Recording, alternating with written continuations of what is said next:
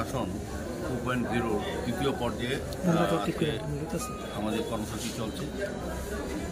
মূলত আমরা প্রথম দিকেই সারা রাজ্যব্যাপী সরকারি উদ্যোগে বিভিন্ন পঞ্চায়েত, ব্লক এবং নগর পঞ্চায়েত, পৌরসভা, পৌর নিগম 2.0 যে প্রতিকূল সুশাসন সেটা প্রথমভাবে আমরা করেছি। তারপর আমাদের মনে হয়েছে যে আরও কিছু সংখ্যক লোক যারা সরকারি সুযোগ সুবিধাগুলি এখনও পাননি বা তাদের কাছে পৌঁছায়নি, আমাদের উদ্দেশ্য হচ্ছে প্রতিকূল সুশাসন রাজ্য সরকারের থেকে নেওয়া হয়েছে মাননীয় মুখ্যমন্ত্রীর উদ্যোগে। এটা হচ্ছে যারা এখনও সরকারি যত স্কিম, কেন্দ্রীয় সরকার হোক, রাজ্য সরকার হোক বা পৌর নিগমের সমস্ত যে পরিকল্পনাগুলি তাদের জন্য রচনা করা হয়েছে, তারা যাতে সেই সুবিধাগুলি পেয়ে যান এবং বাড়িতে বসে আমাদের ওয়ার্ডের মাধ্যমে সেগুলি মানুষের কাছে পৌঁছানোর ব্যবস্থা করা হচ্ছে। মানে আমাদের প্রশাসনটাকে মানুষের ঘরে নিয়ে যাওয়া হচ্ছে, যাতে অন্তিম ব্যক্তি অবধি যাদের জন্য যে স্কিমগুলি আছে তারা যাতে সেই স্কিমগুলি তারা সুবিধাভোগীরা সুবিধা পেতে পারেন সেই অনুযায়ী।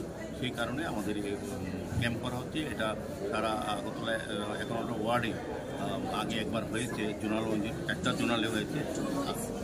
প্রথমবার আমরা প্রথম বছর যেটা প্রতিকূল সুশাসন করেছিলাম 1.0 সেটা আমরা প্রতি ওয়ার্ডে করেছিলাম। তারপর আমরা লক্ষ্য করছি যে এবার জোনাল ওয়াইজ আমরা করি। আমরা 4টা জোনে হয়েছে আমাদের 4টা জোনালে। আজকে পূর্ব জোনালে এখানে আমাদের মধ্যে উপস্থিত আছেন জোনালের যিনি চেয়ারম্যান আমাদের সাথী কর্মকর্তা শ্রী সুকুমার সাহা মহোদয়, আমাদের ত্রিপুরা রাজ্য সরকারের তথ্য দপ্তরের যিনি উপদেষ্টা মন্ডলী যে কালচারাল প্রোগ্রাম কমিটির ভাইস চেয়ারম্যান নবীন্দ্র ভট্টাচার্য, আমাদের কর্পোরেটর সীমা দেবনাথ, আমাদের কর্পোরেটর মণিমুক্ত ভট্টাচার্য সহ আমাদের যারা পৌর নিগমের আধিকারিকরা এবং এখানে তরুণকান্তি সিনহা যিনি এই এলাকা বিশিষ্ট সমাজসেবী বিশিষ্ট ব্যক্তি উনি উপস্থিত আছেন। সার্বিকভাবে আমাদের পৌর নিগমের বিভিন্ন আধিকারিকরা, কর্মচারী বন্ধুরা এবং এই এলাকার যারা জনগণ যারা এই সুবিধা নেওয়ার জন্য এখানে অংশগ্রহণ করেছেন প্রত্যেককে শুভেচ্ছা জানাই এবং এটা আশ্বস্ত করছি যে যারা এখনও সরকারি সুযোগগুলি পাননি বা স্কিমের আওতায় আসেননি সেই সুবিধাগুলি নেওয়ার জন্য এবং তাদের কাছে আমরা সেগুলি পৌঁছে দেবো আমাদের ওয়ার্ডের মাধ্যমে। সার্বিকভাবে আমি এই ক্যাম্পে সফলতা কামনা করছি।